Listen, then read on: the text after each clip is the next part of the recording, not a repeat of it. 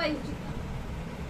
তো তুমি যাই কইতাছো কি আবার কথা কই দেও চাইতাছো, এগুলো কইতাছো কি আমি কল কাটলে আবার ফোন দিতাছো, তাহলে তুমি তো কোনটা চাও তুমি নিজেও জানো না। তো তুমি আমার কথা শুনাইবা আবার কলও দিবা, তাহলে তুমি যদি আমার কথা শুনো তাহলে কল দাও কি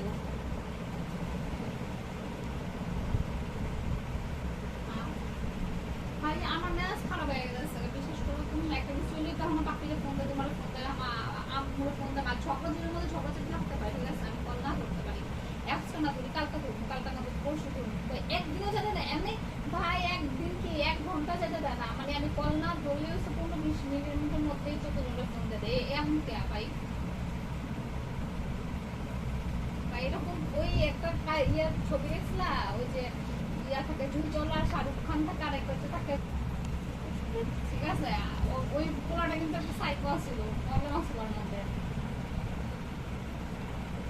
ঠিক আছে? মাথাটা খাইয়ে দিচ্ছে আমার।